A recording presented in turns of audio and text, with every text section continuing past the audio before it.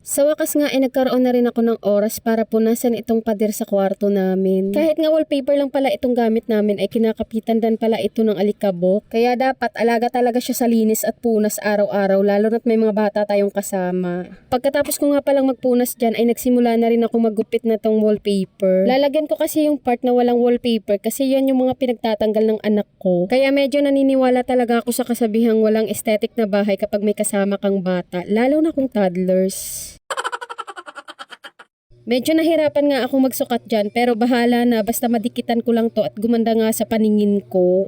At medyo binibilisan ko na nga rin yung mga kilos ko dyan kasi nagsisimula na namang magtopak itong mga alaga ko. Lahat nga nang nakikita nyong nakadikit dyan ay sa Lazada ko nga nabili. Kasi medyo may kamahalan nga yung wallpaper kapag sa store mo pa binili, doble pa yung presyo. Kaya para mabili ko nga yung mga gusto kong gamit sa Lazada ay talagang pinaglalaanan ko yan ng budget o di kaya pinag-iipunan ko. Yung green nga na nakadikit ay talagang napaka-useful sa akin bilang nanay na may dalawang malikot na anak na kahit nga mauntog sila kakalaro ay hindi nahahampas sa parteng matigas yung ulo nila. Akalain mo yon mga 8 months ko na atang gamit yan pero goods pa rin. Hindi ko na nga tinanggal itong mga unang dikit kong mga wallpaper. Pinatungan ko na nga lang pala siya ng mga bagong wallpaper kasi kung tatanggalin ko pa ang mga yan ay baka nga abutan ako ng siyam-siyam dito. Diyos ko, minamadali ko na nga ito dahil may nagiiyakan na nga sa gilid ko. Kung kaya ko lang naman tapusin lahat ng gawain ko sa iisang oras. Eh di ikaw na yung super nanay.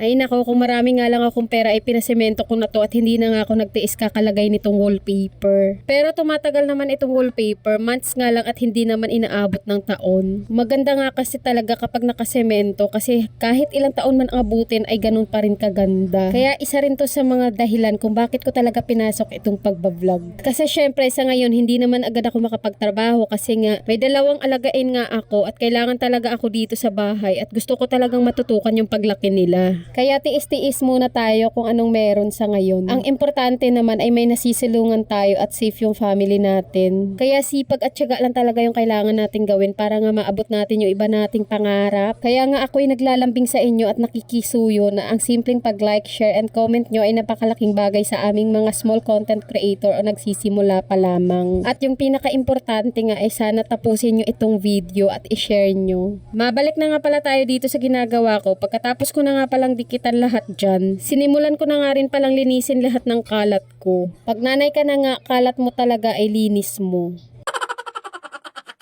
Pero may tip nga ako sa inyo para ganahan tayo sa mga ginagawa natin. So isipin nyo na lang, after nyong magpagod dyan, magiging malinis at maayos at magiging komportable tayo at yun naman talaga yung gusto natin, 'di ba? Kung luma man para sa inyo, naku sa akin bentang-benta yan. Ang lakas kaya maka-motivation. After ko ngang magwalis dyan ay nagpalit na rin pala ako ng bagong bedsheet namin. Isa nga rin pala sa mga naging kahiligan ko simula nung ako'y naging nanay ay itong kobre kama. Hay nako, kung marami nga lang talaga akong pera, araw-araw bagong palit itong bedsheet namin. Nilagay ko na nga rin pala itong mga friends ng anak ko kasi kung kulang yan, naku alam na alam nila. At eto na nga ang kinalabasan ng paglilinis ko. Naku, may mapapasarap na naman yung tulog. Salamat sa pagtanaw, babu!